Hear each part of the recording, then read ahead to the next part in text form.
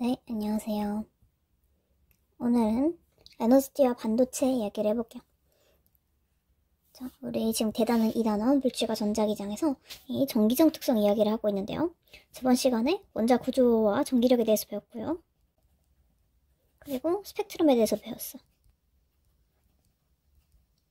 자, 이번 시간은 물질들이 어떤 전기적 특성을 가졌는지 분류를 해볼 거예요. 그래서 에너지, 반도체, 이런 새로운 개념이 나옵니다. 자, 먼저 에너지에 대해서 얘기를 해볼게요. 에너지. 자, 우리 저번 시간에 뭘 배웠냐면 에너지 준이라는 거에 대해서 배웠어요. 에너지 준이. 에너지 준이라는 건 뭐였냐면은 원자에서 전자가 에너지를 잃지 않고 안정하게 존재할 수 있는 값이 이렇게 불연속적으로 띄엄띄엄 떨어져 있다고 그랬죠. 그리고 그 값은 원소마다 딱 정해져 있고요. 이렇게 가능한 에너지 값을 나타내면은 불연속적으로 떨어져 있고요.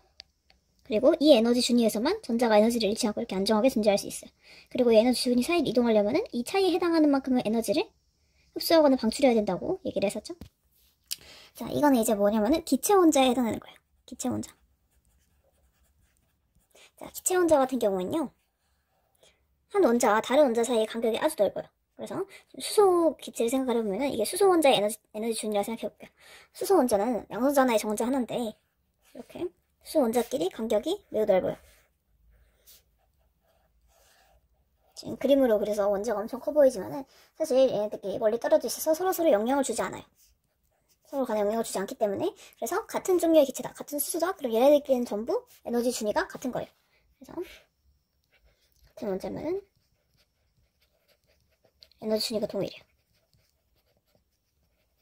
다른 원자는 당연히 에너지 준위가 다르겠죠? 그래서 여러 기체가 섞여 있을 경우에 이런 에너지 준위에 해당되는 스펙트럼을 보고 어떤 원자가 섞여 있는지 맞출 수 있어가지고 이 에너지 준위를 통해서 나오는 스펙트럼이라는 게 원소의 지문이라고 얘기를 했었죠.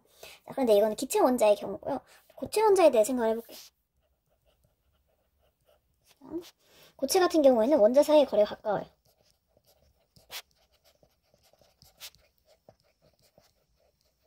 자, 그래서 만약에 기체 원자가 이렇게 하나만 있어요.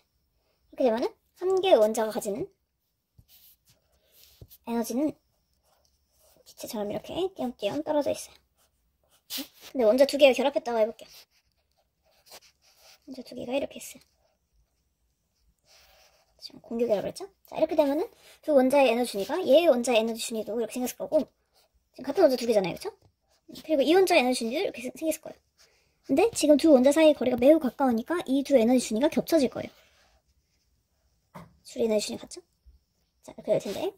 자, 근데 문제는 뭐냐면은 여기서 얘네가 살짝 어긋나면서 이렇게 존재해요. 이런 식으로 존재합니다. 자, 이게 왜 그러냐면은 같은 원자인데 에너지 준위가 왜 이렇게 살짝 어긋나느냐. 이거는 파울리, 베타울리 때문에 그래요. 파울리, 베타울리. 이 베타라는 거는 베타적이다 할 때 그 베타라 가지고, 자, 한 원자에서 같은 양자 상태에 두 개 이상의 전자가 함께 존재할 수 없다. 자, 이거는 화학에서 오비탈을 배울 때 나오는 그런 용어인데요. 양자 상태란 말이 조금 애매할 수 있는데 이거는 양자 상태를 결정하는 많은 그런 조합들이 있어요. 뭐 아까 얘기한 주양자수, 이거는 N1번, 2번 뭐 이런 것도 있고요. 뭐 자기양자수, 스핀수 뭐 이런 것들이 많은데, 자, 그런 게 뭐냐면은 원자에서 전자의 주소라고 생각하면 돼요. 전자. 자, 우리 전자가 가능한 에너지 준위가 이렇게 딱 정해져 있죠? 근데 이 같은 한 에너지 준위에 두 개 이상의 같은 상태의 전자가 존재할 수 없다 이 말이야. 존재하지 않는다. 즉 이게 뭔 소리냐면은 전자는 자기 자신의 고유한 주소를 갖는다. 이렇게 생각해 주시면 돼요. 그러니까 나는 이제 내 자리야 여기가. 근데 여기가 이제 내 주소가 이렇게 있을 거 아니야, 그쵸? 내 집을 생각하면은 내 집이 이제 뭐 서울시 무슨 구 무슨 동 무슨 빌라 몇 층 몇 호 이렇게 있을 거예요, 그쵸? 근데 이제 나랑 이웃 동네 사는 친구가 있어요. 근데 그 동네 사는 친구가 지금 내가 이제 여기 살고 그 이웃 동네 사는 친구가 있는데, 자, 근데 이제 이 친구도 나랑 같은 시, 같은 구, 같은 동, 같은 빌라 살아요. 근데 한 집에 둘이서 못 산다. 그러니까 이렇게 생각해 주시면 돼요. 한 집에 둘이 못 삽니다. 근데 이제 어떤 경우가 있냐면은 사실 전자에 스핀이란 게 있어요. 자, 스핀은 전자가 가지는 고유한 성질인데 예를 들면 뭐 남자, 여자 이런 식으로 성별같이 얘가 타고난 고유한 성질을 생각하시면 되는데 스핀이 업 스핀이 있고 다운 스핀이 있어요. 자, 이 두 스핀도 스핀이라는 값도 양자 상태 생각하시면 돼요. 그래서 한 준위에 서로 다른 스핀 두 개는 같이 존재할 수 있어요. 얘들이 양자 상태가 다르잖아요. 그쵸? 다른 건 다 같아도 스핀이 다르니까. 근데 한 준위에 같은 스핀 두 개는 존재할 수가 없어요. 이해가 되셨나요? 그래서 전자가 이렇게 채워질 때 낮은 에너지 상태부터 채워지는데 한 에너지 준위에 같은 양자 상태에 두 개가 채워질 수 없는 거예요. 둘 다 같은 스핀인 경우 이렇게 채워질 수가 없어요. 그래서 한 에너지 준위에 스핀이 두 개씩, 아니 스핀이 아니라 전자가 두 개씩. 근데 그 전자는 다른 스핀 상태 이렇게 가지고 있어야 돼요. 그 다음에 이제 2층 여기 채워주고 이런 식으로 하나씩 채워지는 거예요. 자, 이렇게 생각을 해주시면 돼요. 자, 그래서 결론적으로 보다 에너지 준위가 정확히 같은 값을 가질 수가 없다는 거예요. 같은 원자라 하더라도. 이랬네. 그래서 하나 양자 상태에 동일한 전자 두 개가 있을 수가 없기 때문에 원자들이 가까이 붙게 되면은 같은 원자라 할지라도 에너지 준위가 이렇게 미세하게 갈라져요. 그러면은 사실 두 개짜리도 이렇게 되는데 고체 원자 같은 경우에는 원자가 엄청나게 빽빽하게 있어요. 예를 들면 뭐 금, 철 이런 금속을 생각을 해보시면은 그러면 이제 하나의 원자만 이렇게 따로따로 있는 게 아니라 금 원자가 무수히 많이 모여가지고 빽빽하게 결합해가지고 금이라는 그런 고체가 된 거거든요. 이렇게 얘네들끼리 원자가 많이 결합해요. 자, 이렇게 되면은 자, 이 친구의 에너지 준위가 있을 것이고 다 같은 원자예요. 그쵸? 그럼 다 같은 에너지 준위를 가지고 있을 텐데 이 친구의 에너지 준위가 뭐 이렇게 같은 거니까 이렇게 생각해보겠다고 할게요. 그쵸? 자, 그럼 이것도 같은 원자인데 같은 원자라 할지라도 거리가 가까우면은 서로 영향을 주기 때문에 에너지 준위가 완벽하게 같을 수는 없어요. 그쵸? 왜냐하면 전자끼리는 같은 에너지 상태를 공유할 수 없으니까요. 그래서 완벽하게 같을 수가 없고 에너지 준위가 대신에 요거랑 살짝 다르면서 이렇게 미세하게 달라져요. 네. 자, 그리고 또 원자가 하나 더 있어요. 그러면 또 얘네들이랑 조금 다른 상태로 이렇게 갈라지겠죠? 이렇게. 그리고 원자가 무수히 많아요. 그러면은 이게 엄청 빽빽해지겠죠? 분명 서로 다른 상태인데 근데 서로 다른 상태에 있는 애들이 너무너무 빽빽하게 있다 보니까 원자가 많아가지고 우리 눈에는 뭐처럼 보여요? 이게 마치? 그치? 연속적인 이런 띠처럼 보이는 거예요. 이해되시나요? 그래서 실제로 연속적이지 않아요. 연속적이라는 거는 이제 분리되어 있지 않고 쭉 이어진다는 뜻인데 얘네들은 실제로 하나하나가 다 다른 상태예요. 분리돼 있어요. 다 분리돼 있어요. 지금 선이 두꺼워서 그렇지 전부 다 다른 선이에요. 근데 이제 겉으로 볼 때는 거의 연속적인 띠처럼 보이더라. 네. 그래서 이제 이걸 뭐라 그런다? 이걸 에너지 띠라고 하는 거예요. 서로 다른 에너지 준위가 많이 겹쳐져가지고 연속적인 것처럼 보이는 걸 말하는 거예요. 이해됐나요? 자, 그런데 이제 그러면은 에너지 띠가 여러 개 겹쳐가지고 에너지 띠가 되는데 그럼 에너지 띠에는 전자가 존재할 수 있고요. 여기 에너지 띠가 없는 이 부분을 띠틈이라 그래요. 띠틈에는 에너지 띠가 없기 때문에 절대로 전자가 존재할 수 없어요. 그래서 얘네들의 에너지 띠, 이 에너지 띠 사이의 빈 부분을 띠틈이라 그래요. 이해됐나요?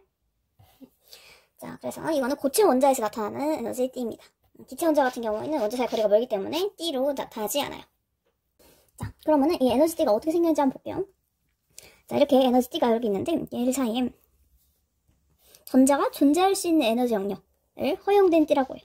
아까 말했듯이 전자가 온도가 낮은 상태가 이제 에너지가 낮은 상태겠죠? 에너지가 낮은 상태면은 이 아래쪽 N1번일 때 이때가 이제 주양자수가 작은 게 원자에게서 가까운 상태고 원자에게서 가까운 상태가 전자의 역학적 에너지가 제일 낮은 상태라고 했죠? 왜냐면 에너지가 이렇게 되니까요. 이게 에너지. 얘네가 이제 원자에게 붙들려 있는 전자 같은 경우는 에너지가 마이너스로 가니까 이게 1번이면은 에너지가 제일 낮은 상태예요. 낮은 상태부터 이렇게 에너지 띠가 아래에서부터 전자가 채워져 가는 거거든요. 지금 전자가 서로 다 다른 각자의 준이 있는 거예요. 오해하시면 안 돼요. 얘네가 연속적인 것처럼 보여도 실제로 연속적이진 않아요. 다 자기 준이 있는 거예요. 이런 식으로 밑에서부터 점점 이렇게 전자가 채워져 가는 거예요. 이렇게 전자가 들어갈 수 있는 띠를 허용된 띠라 그래요. 자, 온도가 낮을 때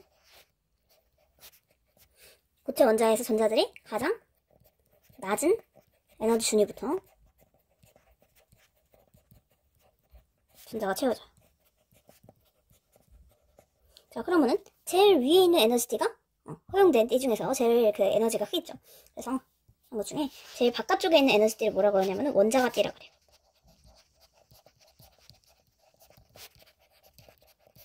전자가 채워진 에너지띠 중 맨 위에 띠.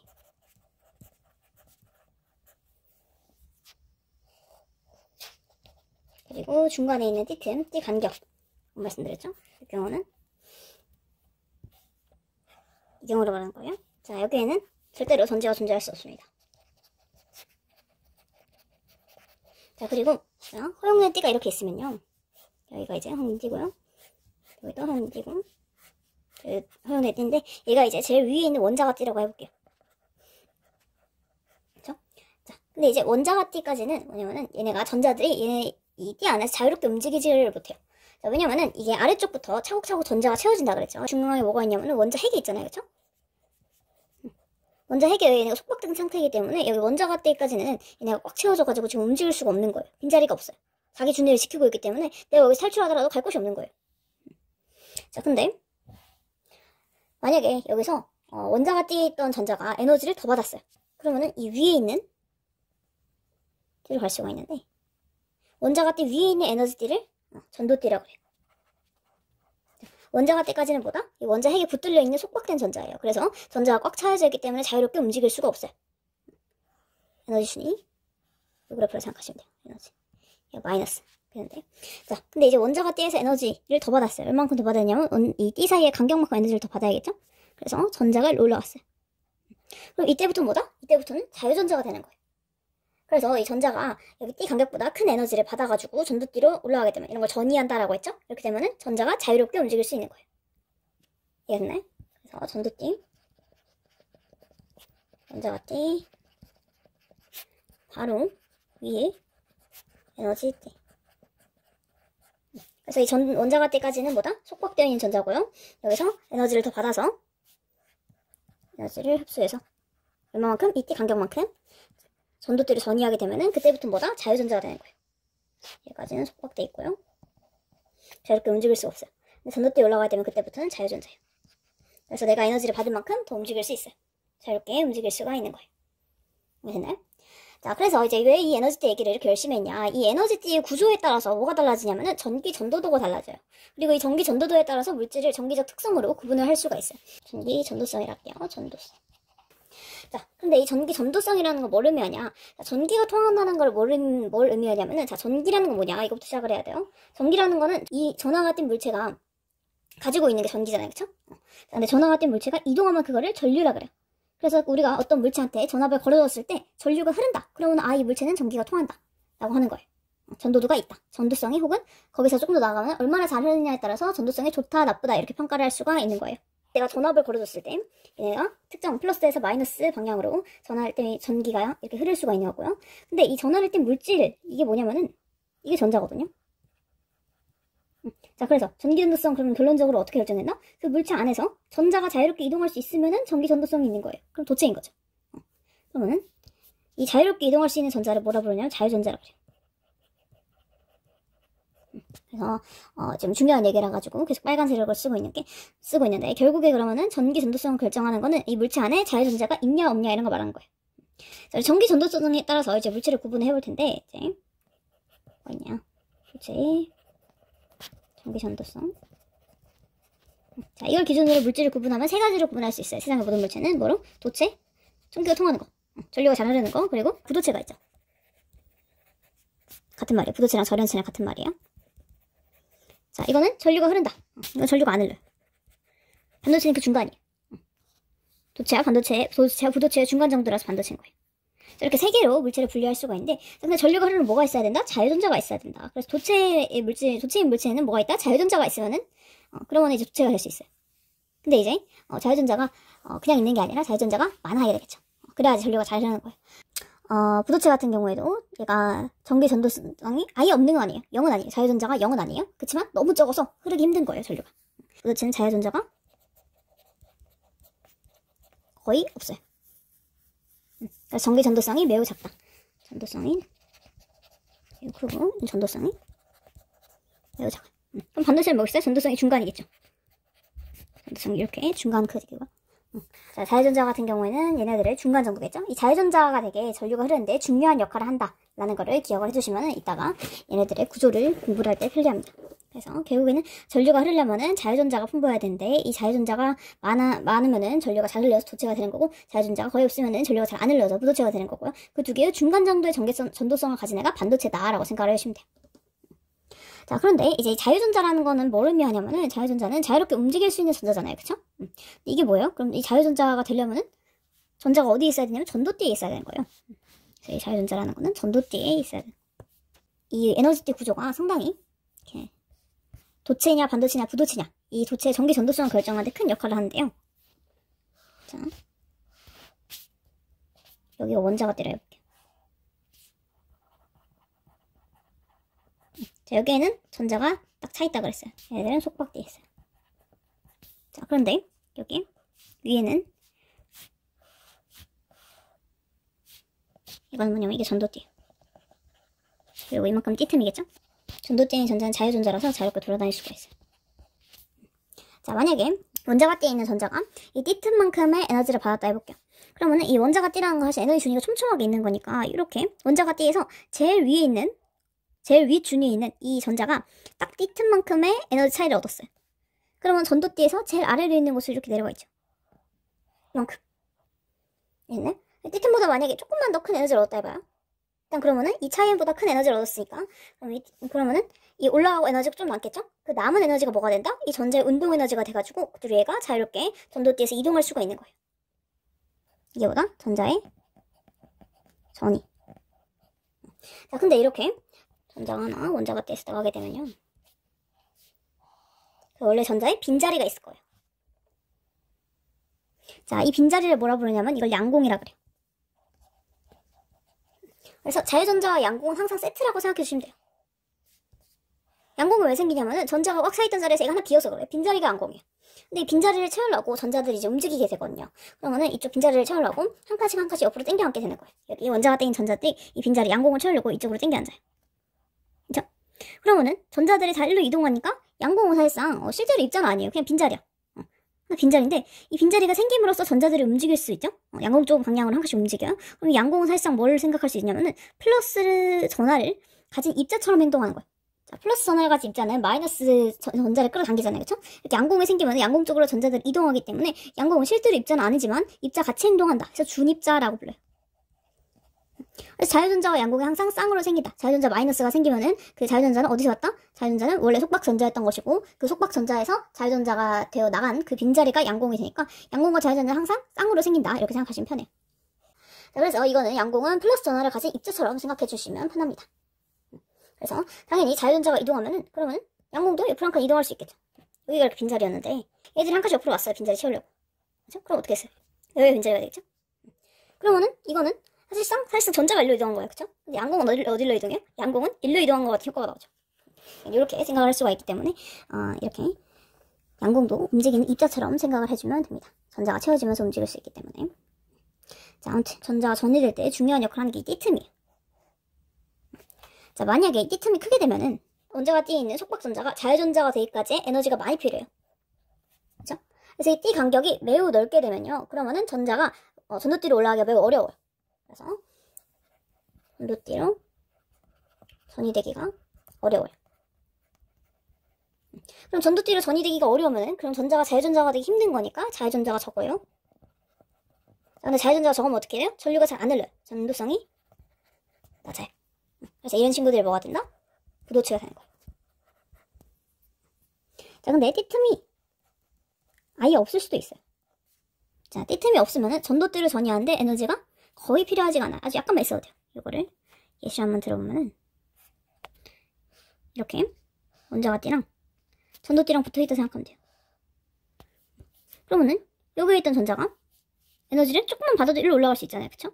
그럼 여기서부터는 얘가 자유롭게 돌아다닐 수 있으니까 얘들의 이동이 훨씬 자유로운 거죠. 이렇게 띠틈만큼 에너지가 필요한 게 아니고 아주 살짝의 에너지만 있어도 쉽게 전도띠로 이동해가지고 자유롭게 도체 안을 이동할 수가 있는 거예요. 얘가 자유전자가. 그래서 이런 경우에는 전도띠로 이동 쉬움. 그래서 자유전자가 많고요.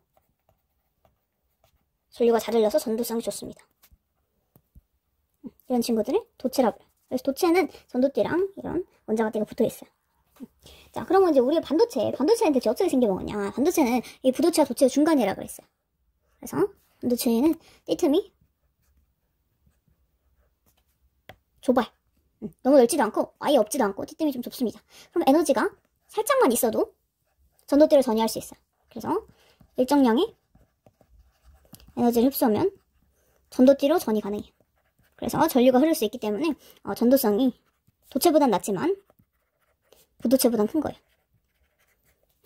그래서 얘가 뭐라고 한다? 이거를 반도체라고 한다. 제 전기 전도성을 결정하는 결보다 띠 간격이라 생각하면 돼요. 띠틈. 띠틈이 크냐 없냐 아니면 띠틈이 작냐 이렇게 생각해 주시면 됩니다. 자, 그래서 이제 어떤 물체들이 있는지 다시 한번 알아볼게요. 자, 아까 말한 도체 같은 경우에는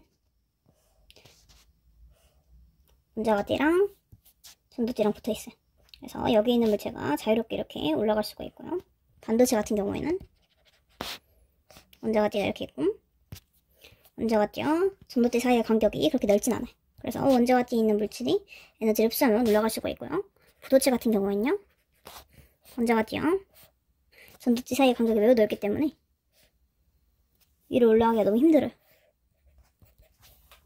그래서 자유전자가 거의 없다 이렇게 보시면 됩니다. 자, 그러면은 전기 전도성은 아까 얘기했지만 도체가 제일 크고 그 다음 반도체 그 다음 부도체고요. 자, 이렇게 되는 원소의 예시는 뭐가 있냐면은 자, 도체는 이제 우리가 흔히 생각하는 그런 전기 흐르는 것들 금, 구리, 철, 알루미늄 등등등등 등의 금속 물질 거의 도체라 생각하시면 돼요. 자, 이제 절연체는 뭐냐면 절연체가 이제 부도체예요. 절연체는 아예 안 흐르는 거. 이거는 고무, 나무, 유리, 그리고 뭐 다이아몬드 이런 것도 있어요. 자, 그래서 이제 이런 전선 작업을 하거나 할 때 꼭 부도체로 만든 장갑이나 이런 보호 장구를 착용하고 작업을 하거든요. 전류가 흐르지 않도록. 그리고 반도체는 그 중간에 있는 얘 두 개가 중요한데 반도체는 뭐가 있냐면 규소랑 저마늄 이게 있어요. 얘네들. 이 규소는 실리콘이라고 돼요. 얘네 두 개는 자연적으로 이 원소들이 태어날 때부터 딱 에너지 간격이 이 정도였던 거예요. 그래서 이런 거를 천연 반도체라고 해요. 자, 그래서 이 천연 반도체는 근데 이제 자연적으로 에너지 간격이 도체와 부도체 중간인데요. 우리 이 반도체를 조금 가공해가지고 도체처럼 전류가 잘 흐르게 만들고 싶어요. 그게 이제 뒤에 도핑이라는 과정을 거치면은 그렇게 되는 건데 그거는 이제 살짝 이따가 얘기하고 자, 넘어가기 전에 전기 전도도 이런 얘기를 많이 했죠. 전기 전도도 전기 전도성 이렇게 했는데 그거에 대해 살짝 언급하고 넘어갈게요. 자, 물질의 전기 전도성을 이제 전류가 잘 흐른다 못 흐른다 이걸 정량적으로 나타낸 거를 전기 전도도라고 그래요. 자, 이거는 고체에서 전압을 걸었을 때 안에 있는 전자가 얼마나 자유롭게 잘 이동하냐, 즉 전류가 얼마나 잘 흐르느냐.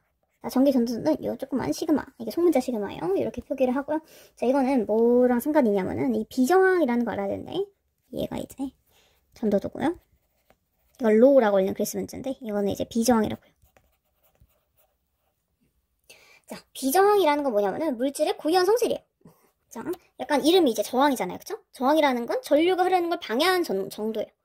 그래서 물질마다 비저항이 큰 물질에서는 전류 흐름을 방해하는 정도가 크니까 전기가 흐르기 어렵겠죠. 그래서 전도도가 작은 거예요. 그래서 두 개가 이렇게 역수예요. 되시나요? 자, 그럼 이제 부도체, 이런 고무, 나무, 유리, 다이아 이런 물질들은 비저항이 크겠죠. 그래서 전도도는 아주 작을 거고. 그리고 이런 금속 친구들은 비저항이 엄청 작겠죠? 그래서 전도도가 큰 거예요. 자, 참고로 여기서 공식이 하나 더 있는데 우리 저항은 회로에서 전류가 흐를 때 저항 R은요 레지스트 해가지고 R로 써요. 대문자 R로. 얘가 이제 이 비저항이랑 관계가 있어. 근데 이거는 비저항은 물질 종류 자체에 따라서 결정이 되니까 물질 그러니까 예를 들어 뭐 전선의 저항을 알고 싶어요. 그럼 전선이 뭘로 만들어졌냐, 전선이 구리로 만들어졌는지 뭐 철로 만들어졌는지 이런 거에 따라서 비저항, 이런 소재에 따라서 비저항이 결정된다 생각하면 되고 저항은 조금 더 넓은 개념이라 가지고 이 저항체, 저항이 되는 그 물체의 길이가 어떤지 그리고 단면적이 어떤지 이런 거랑도 관계가 있어요.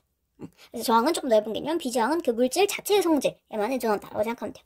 이 저항은, 회로에서 저항은요, 길이가 크면 클수록 저항이 커지고요. 그리고 단면적이 작을수록 저항이 커져요. 그냥 당연한 거예요.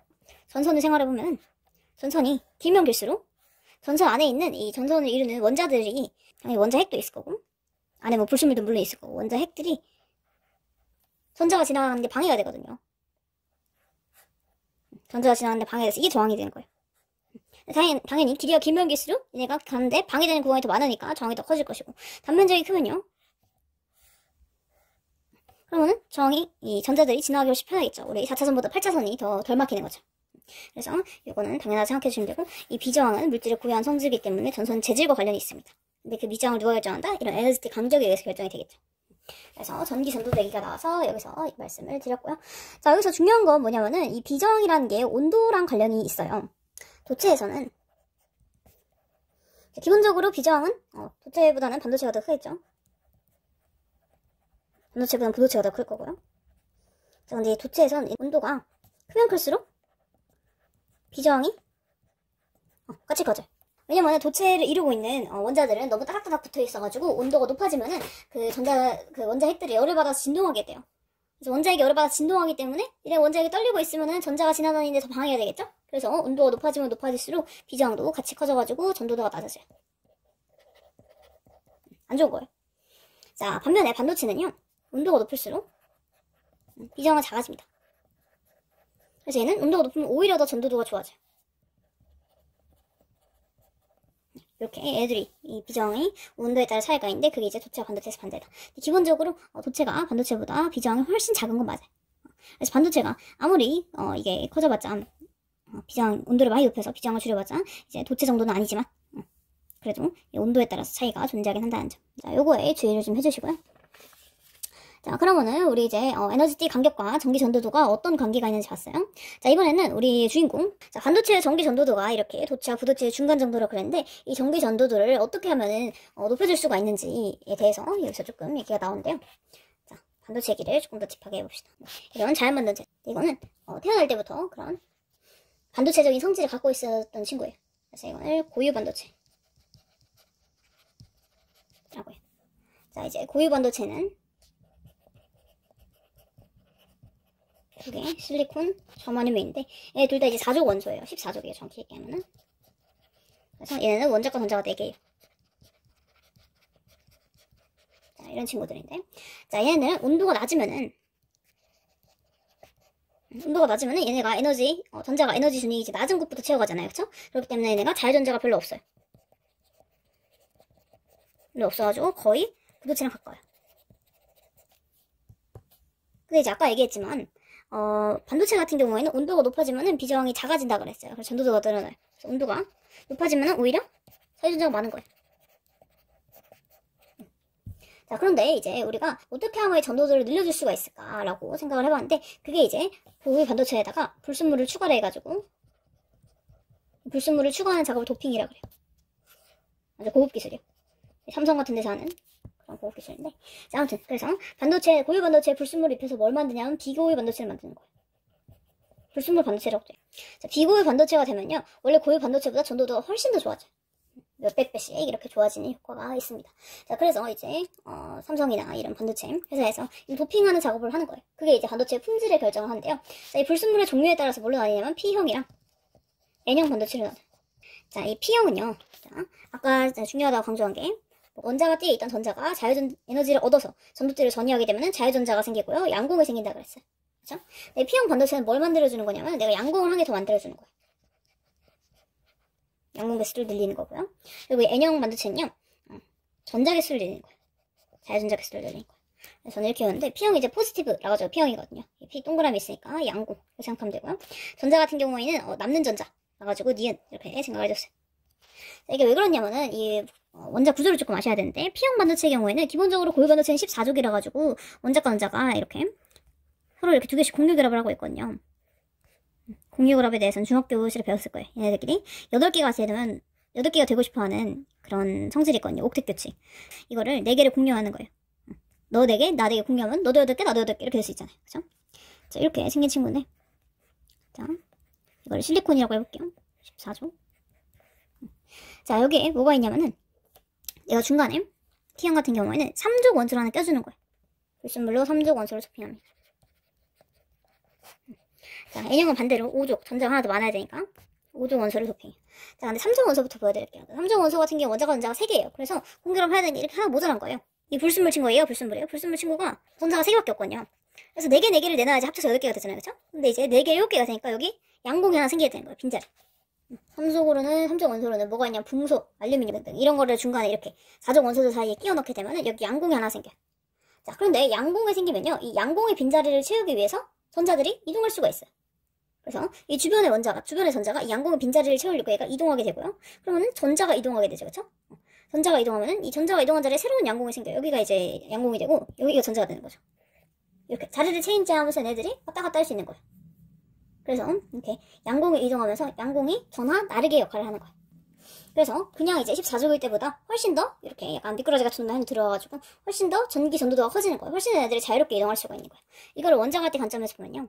자, 우리 24족끼리는 전부 같은 실리콘들이니까 전부 이렇게 같은 준위를 가지고 있는데 그 준위들이 이렇게 여러 개 겹치면서 띠 모양으로 보이는 거라고 했어요. 전도띠가 있는데요.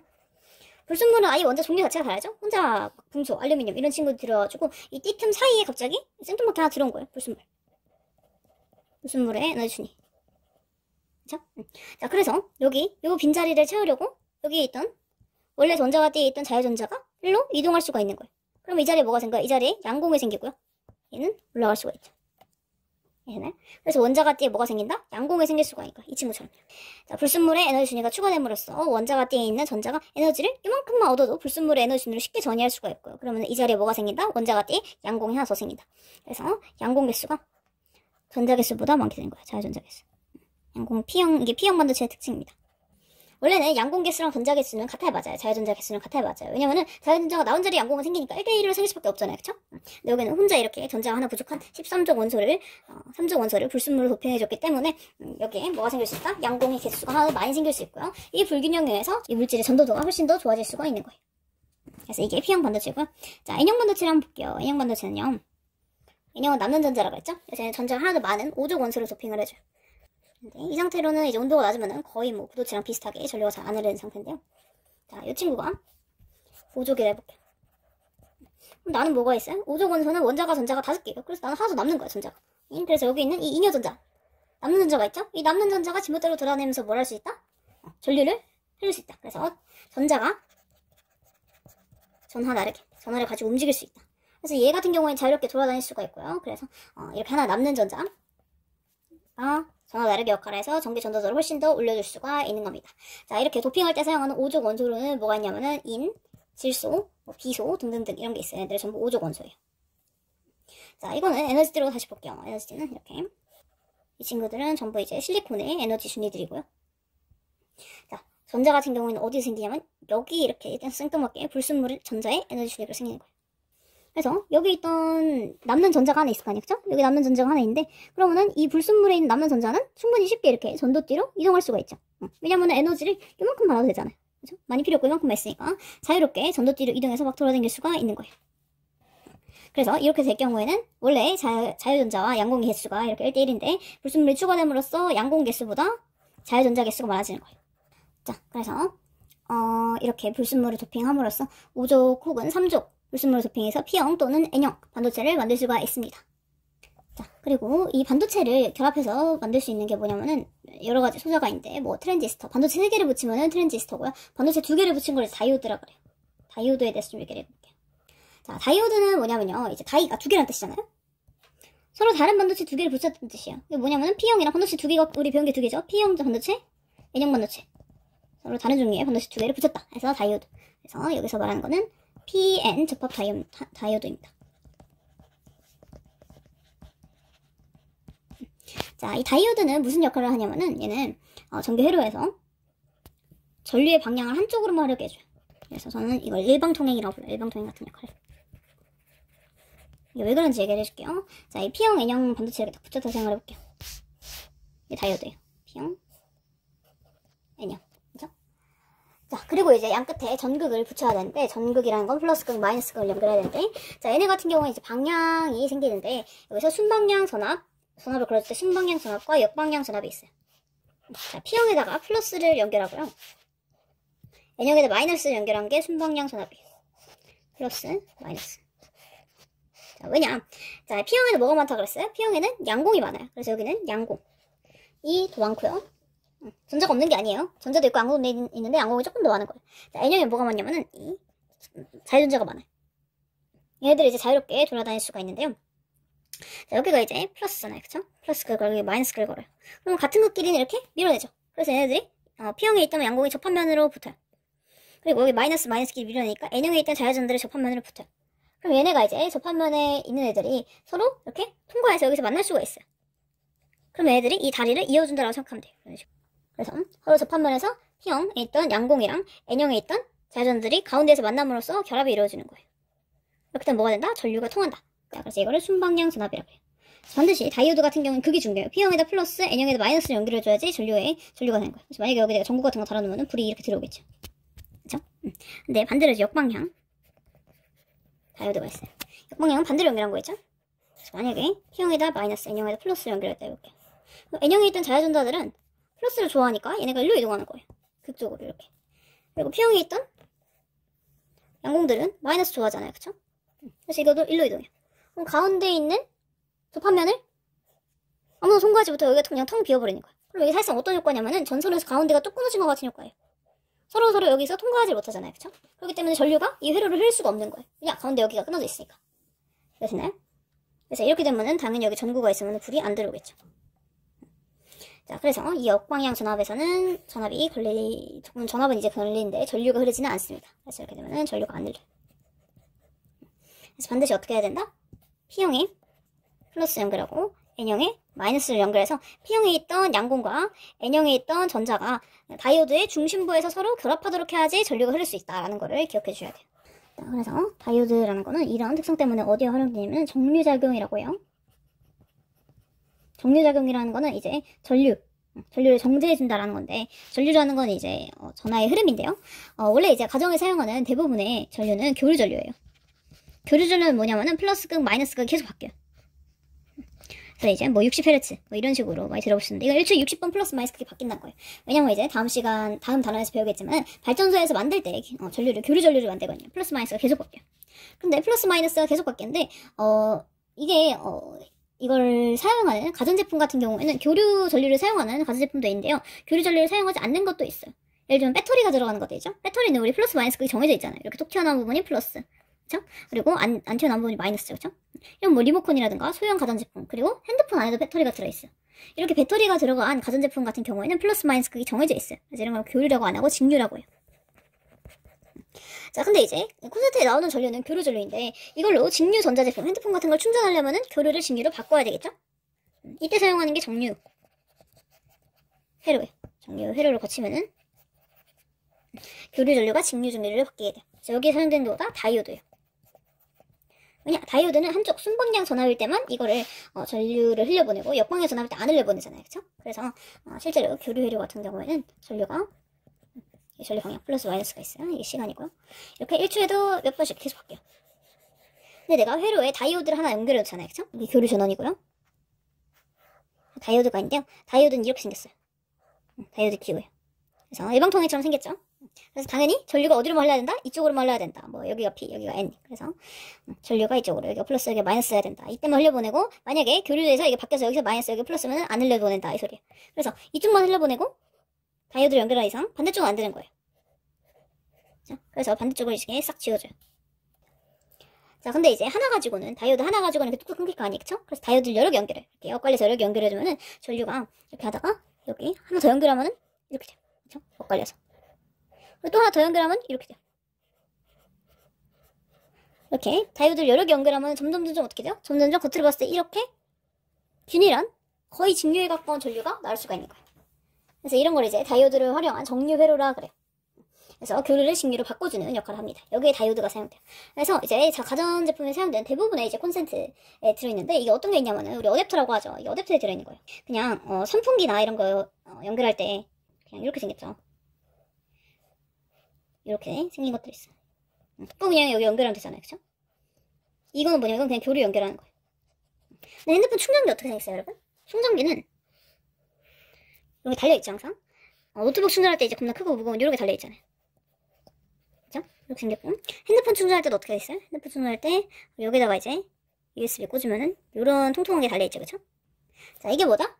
여기 이제 달려있는 요 부분이 이제 어댑터예요. 이 어댑터에 뭐가 들어있냐면 여기 안에 다이오드가 들어있다고 생각하시면 돼요. 그래서 여기서 이제 콘센트에 나오는 전류는 무조건 교류니까 교류를 여기 안에서 직류로 바꿔가지고 이 핸드폰에 넣어주는 거예요. 핸드폰이나 노트북 같은 가전제품에 넣어주는 거예요. 그래서 이런데 이제 다이오드가 활용된다. 또 다이오드의 종류에 여러 가지가 있어요. 다이오드의 활용.